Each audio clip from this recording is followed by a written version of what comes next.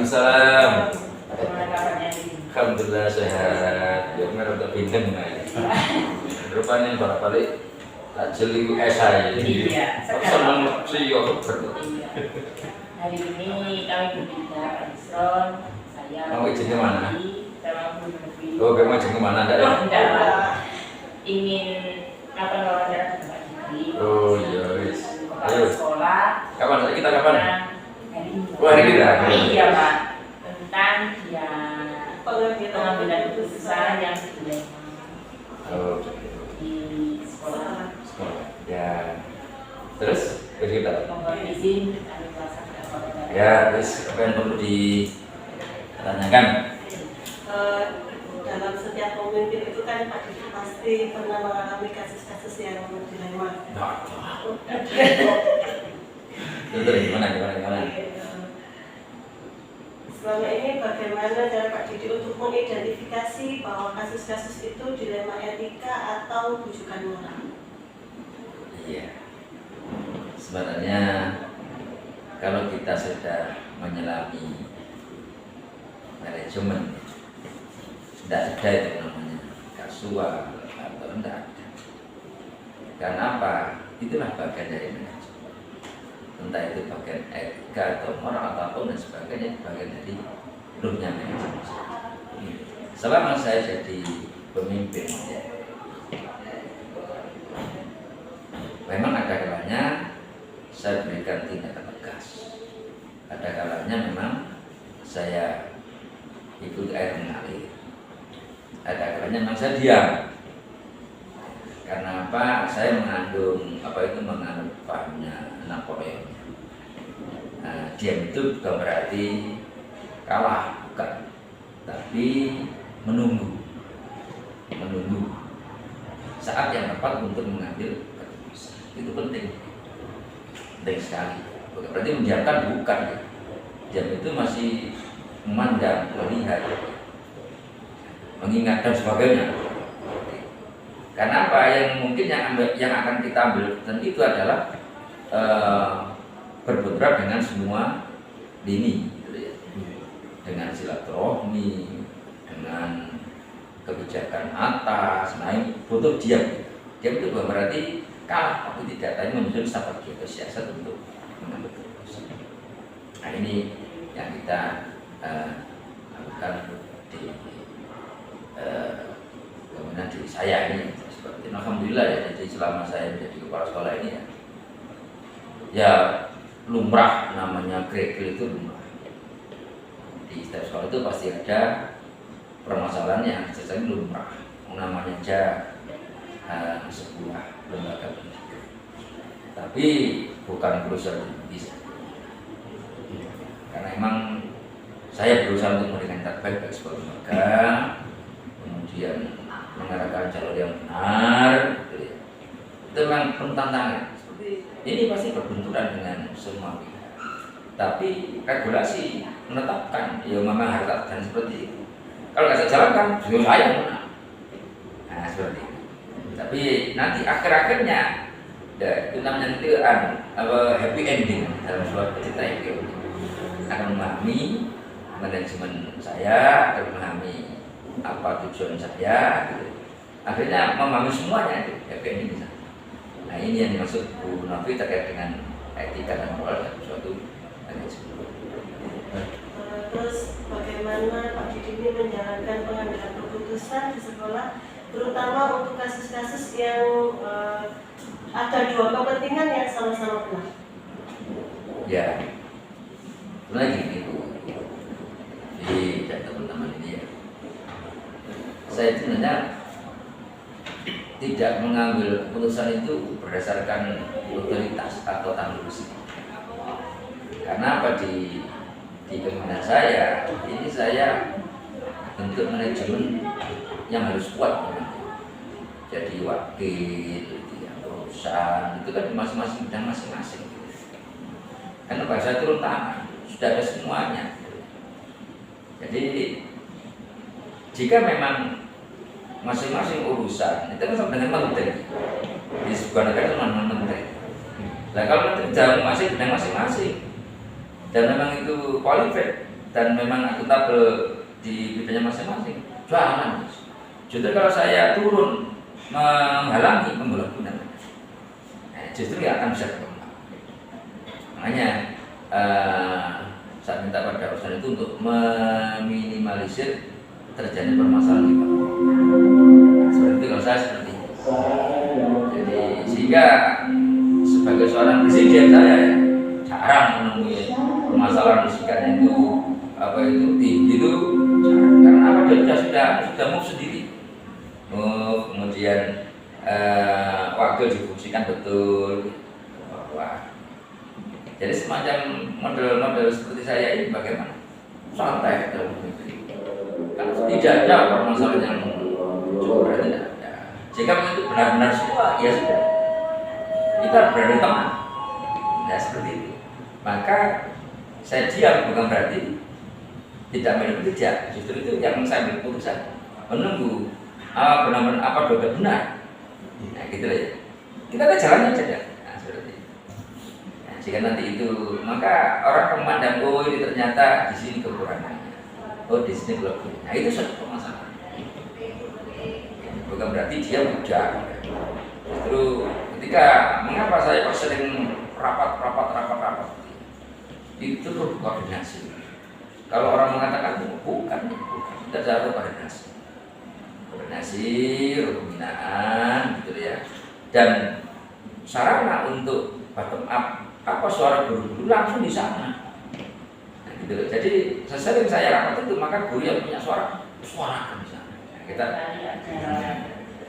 cara yang lain selain strategi koordinasi di awal, mungkin setelah koordinasi apa yang kemudian Bapak kita masih belum solusi itu masih belum muncul. Jadi gini Bu Santi, sebenarnya teman-teman sudah punya solusi masing-masing. Dan saya ya, ketika menurut saya ya memang mungkin apa pengalaman saya sebagai seorang pimpinan ini yang cukup banyak sekali ya beberapa sekolah. Jadi sedang teman-teman memiliki ide dan punya jawaban. Seorang guru itu kan melangkah kaki jadi fikir, nah, gitu. Cuma bagaimana caranya agar diterima teman semuanya? Makanya itu di forum itu penting sekali. Sehingga saya sebagai pimpinan menjembatani bagaimana mengambil solusinya, tindakannya. Jika berhubungan dengan dana, bagaimana kan itu aja. Seperti itu. Itu yang perlu kita sekali. Jadi, saya rapat itu jangan juga mengingatkan teman. Ayo bareng-bareng terus kita adakan itu misalnya. Ya. Jadi yang selama ini sudah dilakukan itu barangkali ada yang dirasa paling efektif untuk kasus tertentu atau ketika menghadapi dilema tertentu. Ya, betul lah bosan. Kalau kasus itu, selama itu sampah, tidak ada. Dan saya yakin ada kasus. Juga saya yakin kasus, ya satu bukan teman dan teman-teman juga paham kok. Dimana cuma teman itu juga bisa semuanya, ya bisa menjembatani, bisa sebagainya. Menurut ya, tidak ada kasus gitu ya. Kalau di sekolah sebelum saya di sini, ya memang ada di kejadian. Itu ada. Memang kalau seperti itu ya sambil tindak tegas seperti ini. Contoh ada guru yang mungkin saya tidak bisa menjaga jarak dengan siswa gitu kan. Jadi apa itu siswa itu seakan-akan lama dari gurunya, maka guru tak jawab tegas. Guru, gitu ya. Itu kan mungkin ini maaf saya. Berarti pembinaan saya dulu mungkin 1 tahun setelah anak-anak kita tidak ngajar anak itu baru guru tak berkan seperti itu. Tapi kalau kadang guru nggak menerima, kadang frontal dengan saya.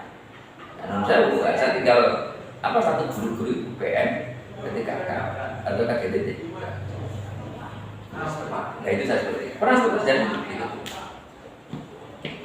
Kalau nggak terima ya sudah. Kalau gitu ya sudah, kita berikan selesai sudah. Itu kesan seperti itu. Gitu. Tapi kalau memang itu guru menerima, ya Pak, mohon maaf dan sebagainya, ya saya beri waktu untuk obat. Gitu ya. Karena Pak Guru itu dekat dengan saya memang penting dan harus. Tapi bukan berarti siswa melamat dengan gurunya. Gitu. Apalagi di era kurikulum merdeka ini, yang memang merdeka belajar, merdeka mengajar, ya berbahasa fitrah kan gitu ya. Seperti ini penting betul-betul merdeka sekolah kan gitu ya. Betul-betul anak-anak ini harus dibina ke arah sana.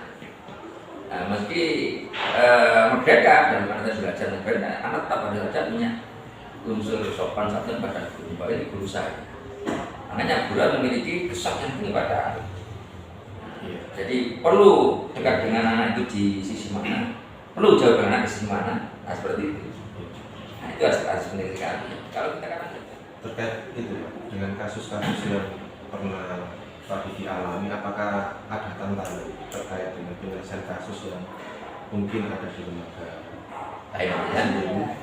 Kira-kira Iya. Sebenarnya Pak ya, tantangan manajemen itu pasti ada. Tidak hanya sekolah-sekolah yang di tataran pandang 20 juga ada dan manajemen pasti ada. Cuma ya itulah bagian dari pekerjaan. Karena seperti itu. Jadi bukan menganggap ini adalah tantangan yang bukan ini, karena itu pekerjaan seperti ini, mengatasi seperti ini, gitu ya, mengarahkan seperti membimbing, mengarahkan, membuat seperti ini. Memang itulah apa ya, bagian dari pekerjaannya. Bukan tantangan rumah, bukan. Menurut saya, jika ada guru yang mungkin perlu pembinaan, memang tugasnya kepala sekolah membina guru. Namun seperti itu. Saya bukan tantangan, dan saya menurut saya Pak ya sebenarnya. Saya memang mengagumkan masalah silaturahmi dengan teman. Selama saya jadi pembina seperti itu. Dan saya tidak pernah itu memarahi guru dan karena apa? Guru itu adalah sosok bukan itu kan. Yang mungkin sering tambah Pak, kalau sebenarnya bukan masalah kasual pribadi tidak. Mungkin ada permasalahan di rumahnya, mungkin di jalan, gitu ya. Notabene sekalipun guru itu memang tiap hari terlambat, ya. Tetap saya memandang positif pada guru itu mungkin. Jadi saya berdasar pada husnuzon. Tak pernah saya itu wah telat seperti itu. Ya, terkait dengan manajemen silaturahmi Pak. Terkait dengan manajemen silaturahmi antara Bapak dengan Bapak dan Ibu Guru, kira-kira apa yang bisa Bapak berikan terkait dengan manajemen tersebut? Maksudnya itu manajemen silaturahmi. Apakah itu bisa terjadwal? Iya, memang gini Pak Yusron. Saya itu memang apa ya, terlalu banyak membaca buku manajemen. Banyak tak baca buku manajemen situasional, manajemen total politik manajemen, ya, manajemen kegiatan dewantara, manajemen fondasi, banyak tak baca manajemen. Sampai saya juga membaca masalah bagaimana manajemen orang Jawa. Ya, sampai secara jagung saya pelajari betul. Sasana saja di Jawa pun kan sering saya angkat di laporan itu, lebaran karibia yang gitu ya. Itu kan juga banyak manajemen. Nah, setelah saya belajar betul lah Ibu, kemudian saya bandingkan dengan manajemen Islam, hurufnya tinggi. Ternyata manajemen Rasulullah itu lebih bagus. Jadi coba kita lihat, ketika Rasulullah itu dimusuhi orang, apa Rasulullah memusuhi? Tidak, justru orang. Nah, ini yang katakan di sini. Semua itu anak saya di sini. Saya muda memang ya, tapi karena jabatannya, apa yang terjadi bagaimana anak saya? Sekalipun mereka itu menurut saya salah sekalipun anak saya. Nah, maka saya tidak pernah menghukum anak saya. Masa anak saya sendiri ada hukum? Kalau mereka menghukum apa? Kan seperti itu. Itu menurut manajemen seperti itu. Nah, cuma saya sebagai bapak bagaimana meluruskan jalannya anak agar benar. Seperti itu saja. Memberi contoh. Banyak kan kalau tulisan dia harus beri contoh. Jarang saya tegur, ya. Saya beri contoh. Tangan saya, gitu ya, manajemen. Ini sebenarnya seperti itu. Karena memang mungkin di atas saya usianya. Betul untuk tugas saya. Peneguran saya melalui rapat koordinasi. secara nggak langsung itu bisa.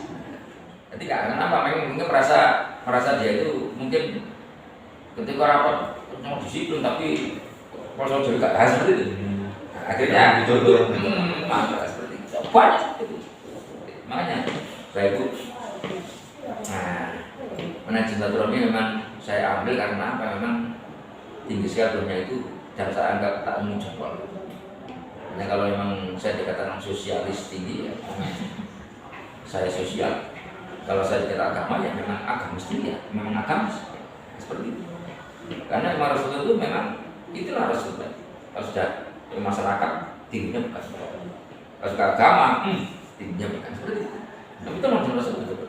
Makanya saya sudah terapkan seperti itu. Dan saya nggak ingin memang ada blok-blok itu tak ingin. Enak bersatu bareng-bareng. Karena apa? Semacam sapu lidi. Kalau satu kan dipakai nyapu kan tidak bisa. Tapi kalau banyak, tapi roh positif itu ada di dengan mana suatu itu jangan dipandang negatifnya. Guru usul sosial apapun jangan pandang negatifnya kayak gitu. Guru aja jalan negatif. Aku itu sudah gitu deh. Sudah diganggu sama orang lain, saya juga sakit. Seperti itu. Ini yang datang di sini. Jadi ketika ada sakit saya seperti itu. Ada guru yang sakit saya. Ada masalah itu saya sakit juga. Karena saya. Contoh Pak Yusron, jadi ada kasus. Padahal karena itu bukan Pak Yusron saya. Karena bapaknya. Anak pola bobok kepada kan gitu sama seperti itu. Nah itu bisa seperti itu. Banyak kalau ada guru yang gini-gini itu pada kalau kepala sekolah di sini. Oh, gitu sih. Biasa seperti itu aja. Tadi dari penjelasan Pak tadi tentang bagaimana peran manajemen di sekolah. Selain itu kira-kira apalagi yang membantu Bapak pada saat pengambilan keputusan mungkin dari pihak eksternal atau pihak yang lain? Ini apa perusahaan kan? Jangan ya. Soalnya ada yang bantu saya terkait dengan Pengambilan iya, keputusan. ya kekuatan itu ya.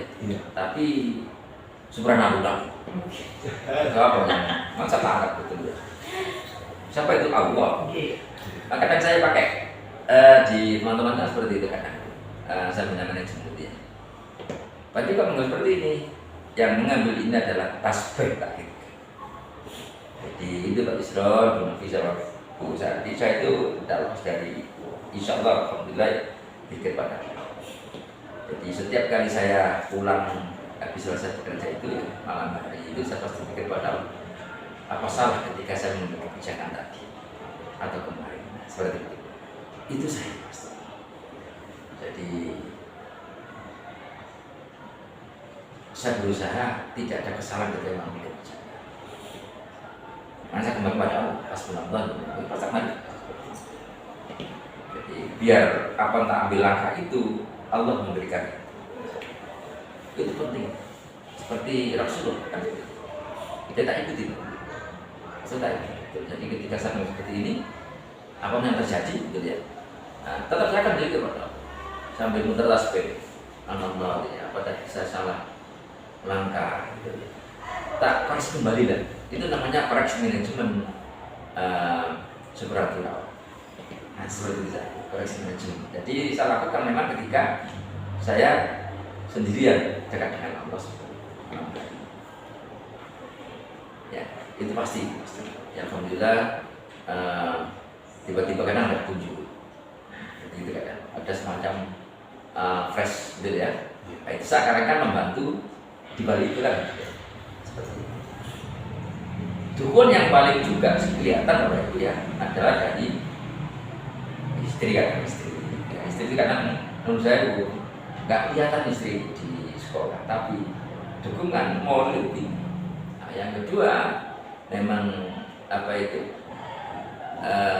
silaturahmi tinggi ya, karena kan saling memberi. Jadi menuntut memberi. Kita nggak bisa ansik itu nggak bisa. Berpikir ansik dalam artian ini tidak bisa. Ketika kita ada permasalahan dan ketika kita mungkin di rumah curhat itu bagian dari pelampiasan permasalahan. Nah, seperti itu ya, itu penting sekali. Jangan sampai memandang. Dan saya alhamdulillah ya sampai saya sekarang Pak Yusuf Tidak pernah saya itu mendam permasalahan dunia, tidak pernah. Saya tidak seperti itu. Semuanya, contoh sekolah ini, tak berikan semua pada wakil, pada manajer kampus. Tahu semua, saya terbuka. Jadi ketika saya mungkin ada urusan luar, ya, rapat dinas, rapor atau bahkan mungkin keluar wilayah gitu ya, itu saya tidak berpikir sekolah. Karena pas sekolah harus mikir dewi. Nah seperti itu, jarang maksud saya. Jadi menurut saya Pak Yusron, Pak Bima sama Pak Nusanti, kalau memang itu ada permasalahan pasti muncul nanti rapat koordinasi manajemen. Seperti itu pasti. Karena tahu semuanya. Karena bisa satu orang masalah kalau kesiswaan, ya harus semuanya. Karena satu sistem. Jadi urusan kesiswaan yang bisa menyelami urusan kurikulum. Urusan humas harus bisa menyelami urusan kurikulum. Nah, kan saling berbenturan terus. Dan bisa tidak. Nah inilah sebenarnya seperti ini. Bisa doi tidak bisa jadi sama. Nah, seperti itu. Ini memang harus langkah sosok seorang kepala sekolah. Ya. Dari pengalaman Pak Didi dalam mengambil keputusan dalam etika itu apa yang dapat Bapak pelajari sebelum apa yang Bapak petik? Saya memetiknya itu semua itu memang kehendak Allah. Jadi itu apa ya? Allah sejak apa ya? Menggariskan di sana. Nah, kita bisa menyelami apa maksudnya. Itu penting sekali. Jadi maknanya itu gini. Tadi siapa khusus benar. Ada ini khusus benar. Karena di balik itu ada pasti ada. Kita bisa mengatakan tadi dia. Guru terlambat. Terlambat. Apa saya pernah marah pada kamu? Enggak. Kok terlambat nih? Kasih tanya juga kenapa? Sesering aku anak pasti ada alasannya. Guru juga demikian. Sesering aku terlambat pasti ada alasannya. Tapi kalau jenazah disiplin, ya dan sebagainya, beda memang. Ya, maka jangan sampai dengan menerlambatkan diri. Itu cara kata bidis, atau masalah jangan. Nah itu namanya masih ada ilidi, itu salah sih. Gosok gitu, namanya seperti itu. Jadi dia melihat temannya itu, masya Allah, alhamdulillah, bersyukur saya tidak terlambat. Nah, seperti itu ya. Alhamdulillah sampai bisa seperti ini. Itu bagian dari itu masih baru. Mungkin bapak ibu terlambat, mungkin ada masalah di rumahnya. Nah, ini ada masalah. Alhamdulillah. Gitu ya. Oh jadi masalah. Hanya nanti tiba-tiba diberi masalah menurut saya, anak sakit, kenapa terlambat dengan datang ke sekolah. Tuh, disyukuri alhamdulillah. Kalau saya semua, saya bisa datang pagi. Ya. Seperti itu gitu. Nah, dan perlu bapak ibu tekankan lagi. Yang jelas ada adalah benda itu. Nah, punya mata, punya telinga, punya mulut. Mereka punya bisa bergerak. Kita dengan bisa berikan pada anak ini manajemen menghadapi anak. Bagaimana? Tunjukkan dengan dia ada sosok yang bagus pada anak. Dekat dengan anak, disiplin tinggi, contoh teladan bagi anak seperti itu. Itu bagaimana akhirnya nanti doa makanya. Jadi seperti itu intinya bahwa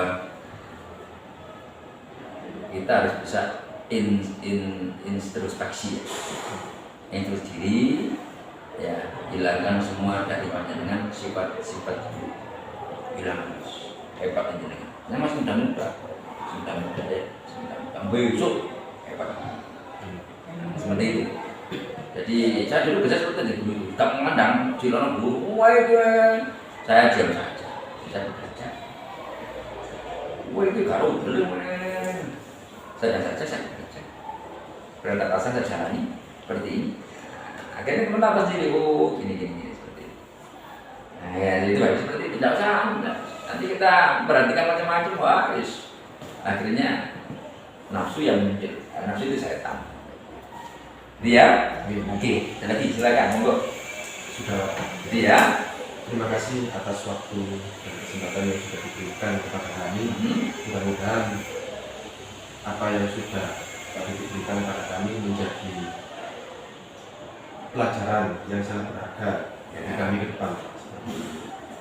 Ya, terima kasih Pak Yusron, Bu Santi, dan Bu Novi. Ini hanya sharing saja. Saya bukan yang terbaik. Ya. masa depanku bagus dari saya. Tapi inilah yang saya bisa lakukan pada manajemen dan lembaga yang saya pimpin. Mudah-mudahan berkah semua. Mudah-mudahan Allah berikan rahmat kita. Amin. Ya, ini sama-sama.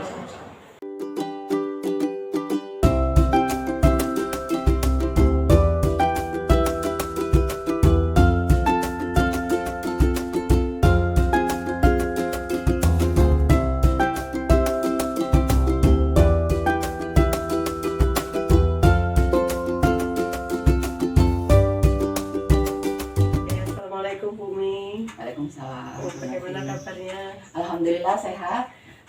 Begini Bu Umi, saya meminta waktunya sebentar, ingin mewawancarai Bu Umi terkait bagaimana Bu Umi ini mengambil keputusan berdasarkan nilai-nilai kebajikan di sekolah yang Bu Umi pimpin. Terus, apakah Bu Umi pernah menghadapi beberapa kasus yang membutuhkan keputusan berdasarkan nilai-nilai kebajikan? Alhamdulillah Bu Novi, saya ditempatkan di satu daerah pinggiran di Pasuruan Timur yang menurut saya itu adalah banyak pengalaman baru yang bisa saya ambil yang benar-benar itu di luar dugaan saya kasus-kasus yang terjadi. Jadi permasalahan mengapa kalau misalkan saya menyampaikan sampai terlalu jauh ya, mengapa kualitas pendidikan di wilayah timur dan barat itu ada kesenjangan, itu ternyata memang ada beberapa kasus yang banyak mengandung dilema etika itu. Ada banyak kasus yang mengandung bujukan moral, nah seperti itu. Nah hampir tiap hari, entah itu berasal dari siswa, entah itu berasal dari beberapa keluarga guru dan karyawan juga, seperti itu. Oh gitu. Terus bagaimana Bu Umi ini mengidentifikasi kasus-kasus itu dilema etika atau bujukan moral? Ya, jadi kalau setiap permasalahan yang saya temui itu saya telusuri dulu sebenarnya asal masalahnya itu dari mana. Ya. Jadi saya melihat permasalahan ini, misalkan siswa itu sering datang terlambat. Jadi jam 7 lebih 2 menit, lebih 5 menit itu maksimal sering datang terlambat. Nah ini karena saya sering kali piket hampir tiap hari itu selalu seperti itu, dan dia datang ke sekolah itu lari-lari gitu, sambil lari-lari. Nah itu saya telusuri permasalahan itu sebenarnya asalnya dari mana. Kemudian saya mengumpulkan beberapa informasi, diantaranya dari wali kelasnya, dari guru BK-nya, dari guru-guru mapel yang terdekat dengan mereka, kemudian dari teman-teman satpam itu yang mengetahui kondisi keluarga anak ini, dan beberapa informasi dari orang tua yang sempat dipanggil oleh guru BK. Jadi intinya Bu Umi ini untuk mengidentifikasinya mencari asal dari permasalahan tadi, dan mencari informasi-informasi. Ya. Terus bagaimana Bu Umi ini menjalankan pengambilan keputusan di sekolah nyenengan, terutama untuk kasus-kasus di mana ada dua kepentingan yang sama-sama benar atau sama-sama mengandung nilai kebajikan? Ya, jadi memang kalau ada kasus-kasus yang sama-sama benar dan mengandung nilai kebajikan, itu akan sulit untuk memutuskan kita memilih yang mana. Tetapi setiap ada permasalahan itu saya selalu melakukan satu kegiatan koordinasi. Jadi yang pertama adalah koordinasi di intern manajemen saya sendiri. Biasanya saya dekat dengan waka saya. Setiap permasalahan apa itu selalu kita diskusikan. Kemudian jika permasalahan itu berkaitan dengan kesiswaan dan kurikulum, maka kita panggil seluruh tim manajemen dan BK, kita diskusikan dulu permasalahan ini.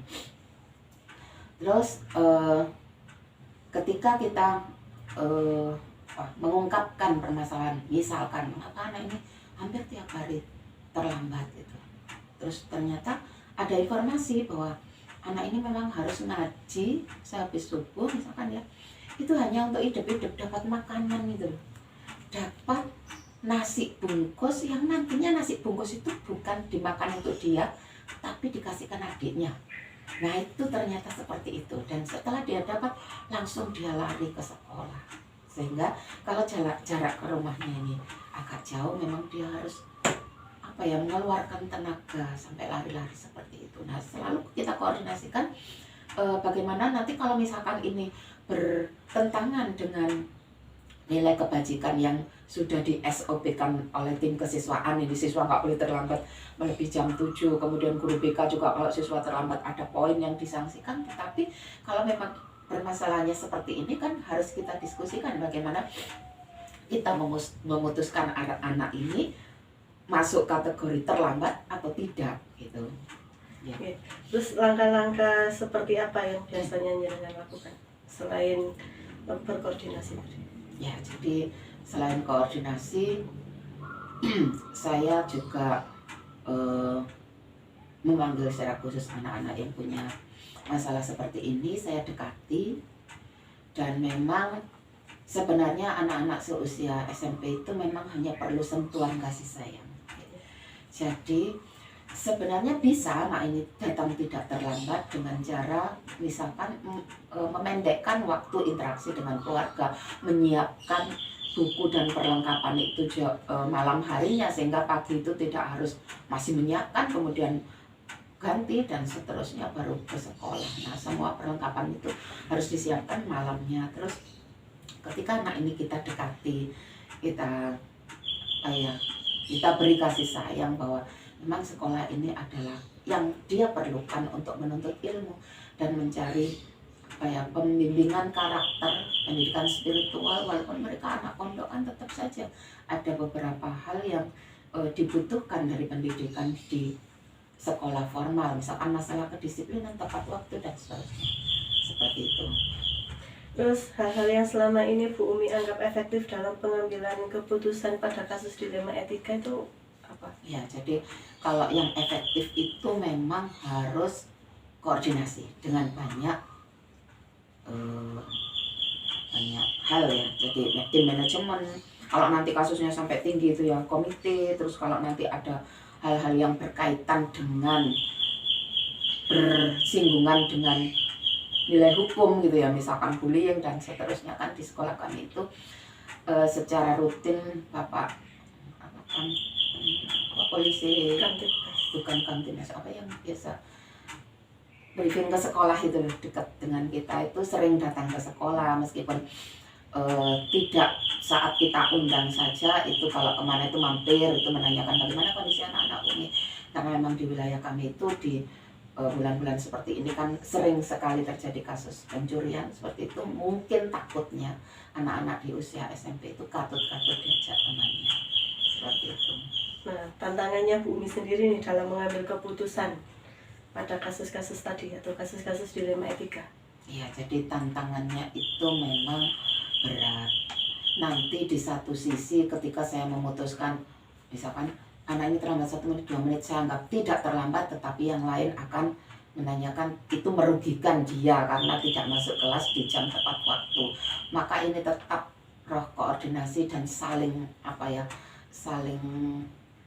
satu tujuan bahwa ini adalah demi menyelamatkan anak ini tetap bisa bersekolah dengan tepat waktu dan jangan kaku-kaku untuk masalah kedisiplinan di sekolah ini.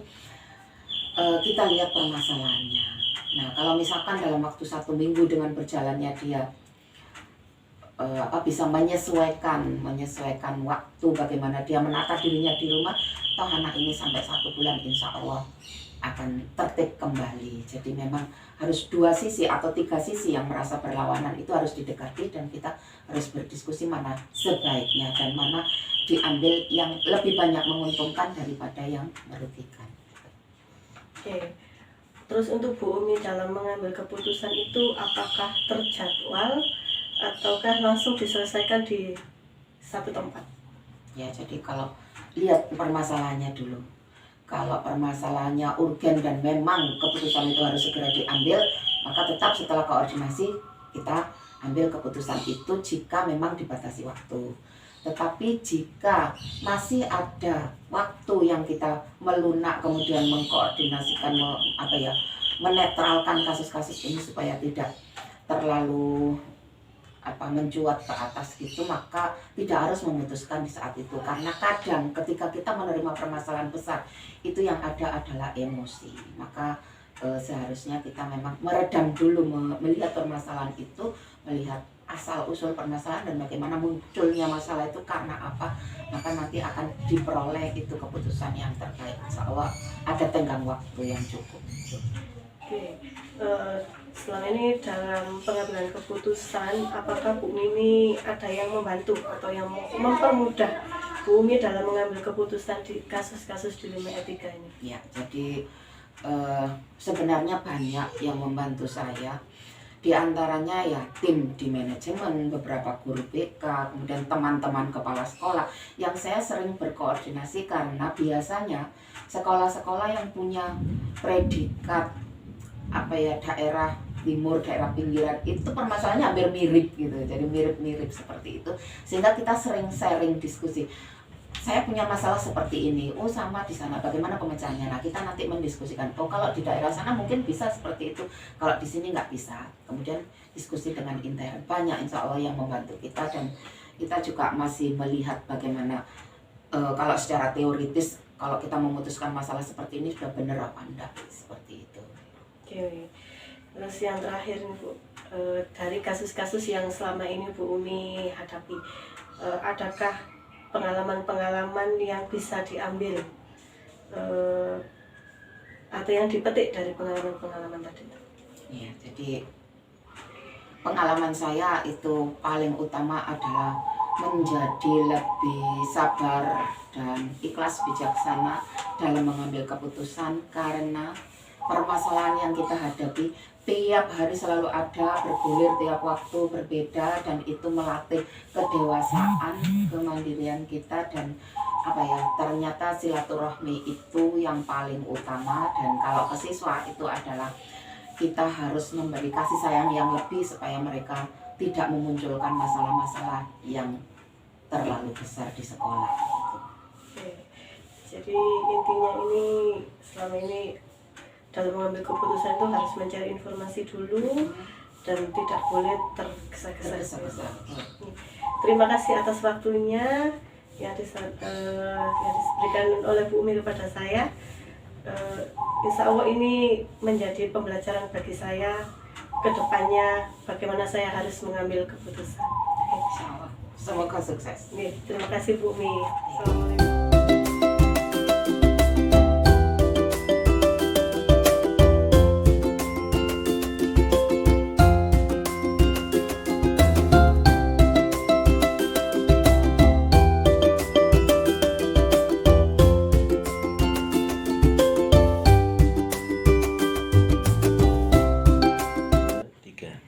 Assalamualaikum, selamat pagi Pak. Waalaikumsalam, selamat pagi. Ya, bagaimana kabarnya Bapak hari ini? Alhamdulillah baik, ya, sehat, alhamdulillah juga.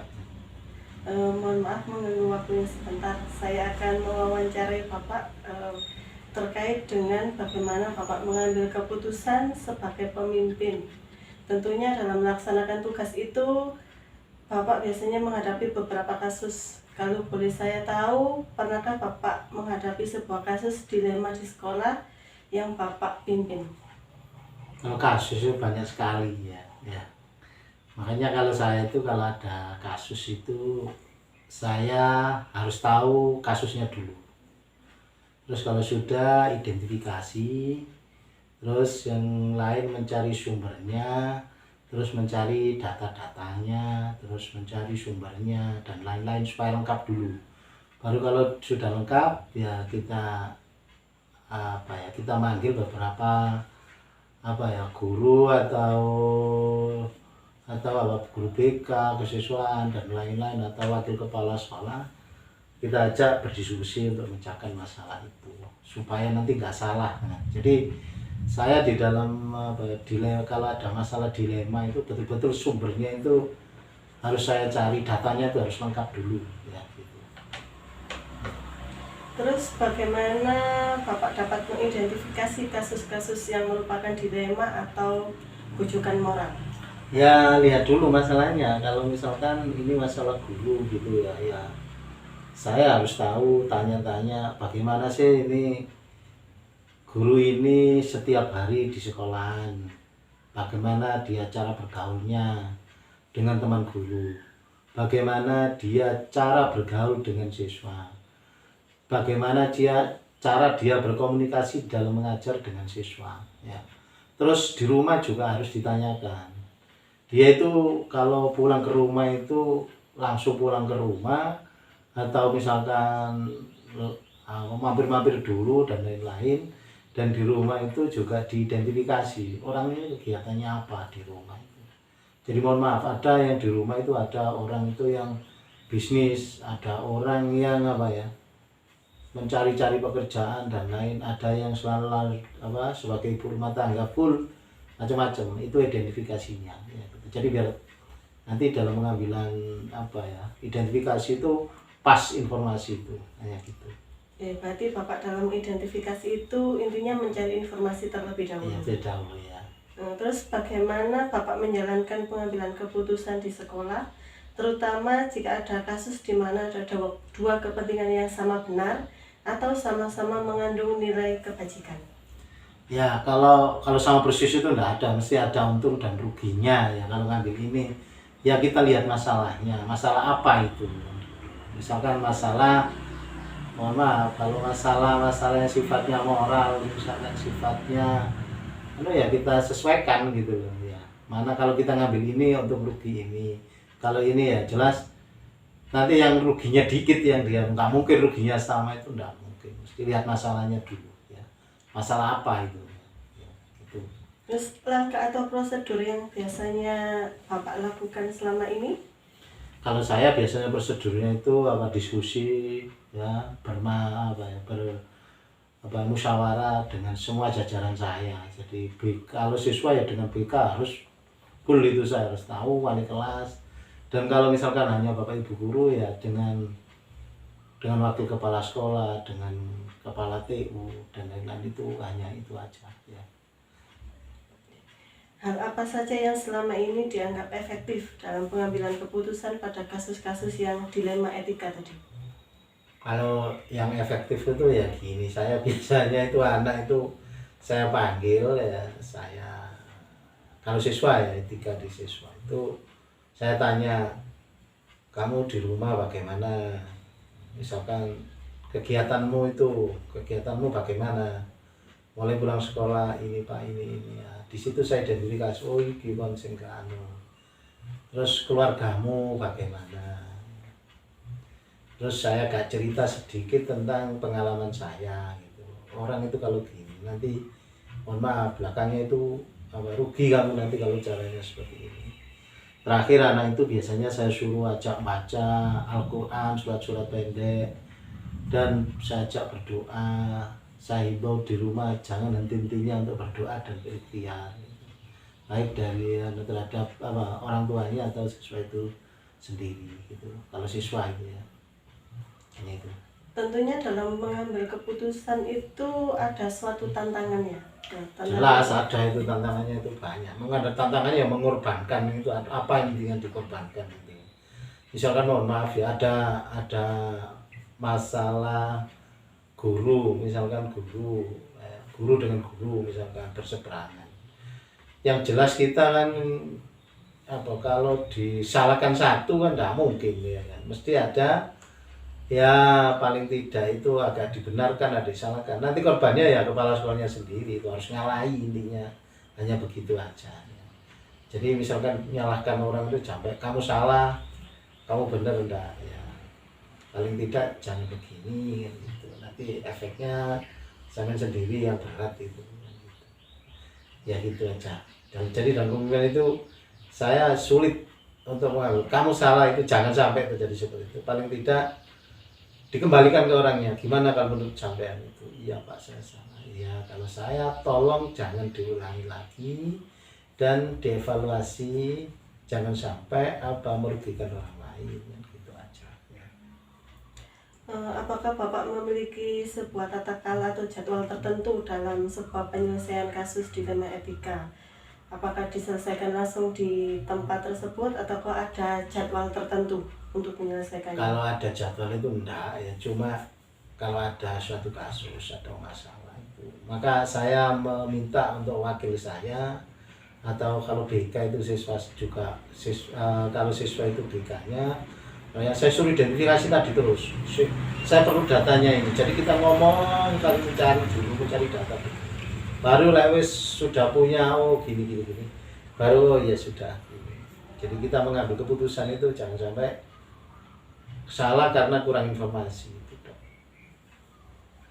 Adakah faktor yang selama ini mempermudah atau membantu dalam pengambilan keputusan dalam kasus-kasus dilema etika? Ya itu tadi ya, informasi itu yang informasi dari teman, informasi misalnya siswa, informasi dari teman-temannya, informasi dari siapa aja. Apalagi seperti saya ini sering dapat WA dari wali murid. Nah, itu. Jadi wali murid itu WA kalau siswanya ada anak siswa saya itu begini itu sangat bagus itu ya. Jadi tetap dilematis itu memang ya apa ya, akhirnya yang satu jangan sampai terlalu dirugikan dan yang satu jangan sampai dibenarkan gitu. Tapi ya efeknya nanti harus sama-sama benar keduanya ke depan itu aja. Makanya butuh pengawasan dan pendekatan setelah mengambil kebijakan dilema itu tadi ya. Jadi setelah memutuskan itu harus orang itu didekati dan didekati terus kita komunikatif gitu loh, jangan sampai cuek enggak. Malah orang-orang misalnya ada masalah baik siswa itu ya sering kita sapa, sering kita ajak. Kalau guru ya sih kita sapa, kita ajak. Insya Allah cair nanti seperti itu. Pembelajaran yang dapat Bapak petik selama mengambil keputusan dilema etika selama ini? Harus hati-hati dan harus berdasarkan data dan fakta ya semuanya. Jadi tidak boleh ngawur. Jadi atau enggak gerusa-gerusu, harus perlu waktu gitu aja. Perlu waktu dan perlu data tadi, sumbernya dari informasi dari segala ya pokoknya dari siapa aja itu lebih bagus itu. Ya saya mohon maaf mungkin jawaban saya masih kurang menurut orang lain. Bagi saya itu sudah itu yang bisa saya lakukan selama ini. Insya Allah sekolah kondusif kok seperti itu ya, gitu. Jadi terakhir itu semuanya pendekatan. Ya itu aja. Ya, terima kasih Pak atas waktunya.